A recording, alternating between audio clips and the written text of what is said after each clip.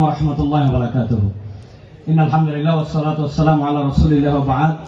আমি আজকে এত আনন্দিত যেটা আপনাদের কাছে ভাষায় প্রকাশ করতে পারবো না। এই ক্যাম্পাসে এসেছিলাম 2003 সালে। সেই সময়ের পরিবেশ আর এই সময়ের পরিবেশের মধ্যে কতটুকু পার্থক্য। একটা মানুষ সিংহপুরুষ এখানে বসে আছেন ক্যাম্পাসে, যেটা কল্পনা করা যেত না। আল্লাহ সেই পরিবর্তনে এই মানুষকে এখানে এনেছেন, এটা আমাদের সবচেয়ে বড় পরিবর্তন, আলহামদুলিল্লাহ। আমি আপনাদের কাছে একটা আয়াতে কারিমা তেলাওয়াত করে শেষ করে দিব। আল্লাহ কোরআনে বলছেন, আউযু বিল্লাহি মিনাশ শাইতানির রাজিম, বাল নাকযিফু বিল হাক্কি আলাল বাতিল ফায়াদমাগুহু।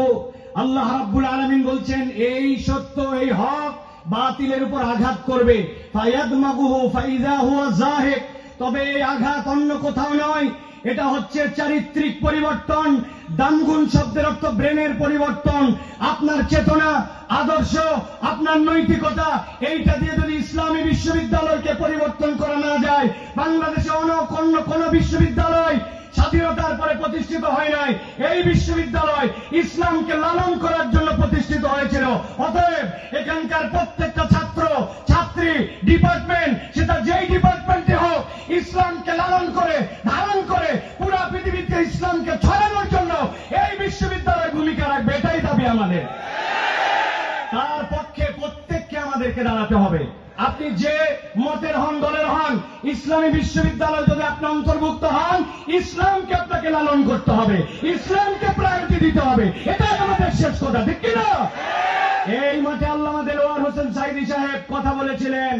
এই জায়গাতে আমরা ভলেন্টারি করেছিলাম। তারপরে আজকে 19 বছর পরে আল্লামা মামুনুল হকের মতো একজন লোক আসছেন। আমরা এই ধারাবাহিকতা বন্ধ করতে দিতে চাই না। আগামীর বাংলাদেশ যতদিন থাকবে, আলেম ওলামারা এখানে আসবে ইনশাআল্লাহ। আল্লাহ আমাদেরকে কবুল করুন, আল্লাহুম্মা আমিন। ওয়া আখিরু দাওয়ানা আলহামদুলিল্লাহি রাব্বিল আলামিন। ওয়াসসালামু আলাইকুম ওয়া রাহমাতুল্লাহি ওয়া বারাকাতুহু। আমার ভাই জনাব আব্দুল হাই সাইফুল্লাহ বলে গেলেন যে দীর্ঘ একটি বিরতির পরে আজকে এই বিশ্ববিদ্যালয়ের ক্যাম্পাসে বাংলাদেশের একজন আলেম এভাবে আমন্ত্রিত হতে পেরেছেন। তো আমরা এই বাংলাদেশী দেখতে চেয়েছি। আল্লাহ পাক জুলাই অভ্যুত্থানের মধ্য দিয়ে আমাদেরকে সে বাংলাদেশ দিয়েছেন। আমরা যেন সে বাংলাদেশকে তার কক্ষপথে সামনের দিকে এগিয়ে নিতে পারি, আল্লাহ সে তৌফিক দান করুন। আসলে আজকের আয়োজন আমি জানি খুবই সংক্ষিপ্ত। খেলাফত ছাত্র মজলিসকে আন্তরিক অভিনন্দন জানাচ্ছি। প্রিয় সাথী ও বন্ধুগণ,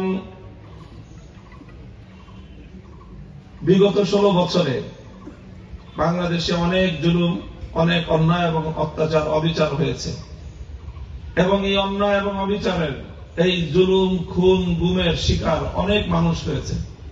বিরোধী রাজনৈতিক নেতা কর্মীরা কিভাবে অকাতরে তাদের জীবন গিয়েছে। সবচেয়ে মর্মান্তিক বিষয় হলো যে অসংখ্য মানুষ তারা গুমের শিকার হয়েছে। একজন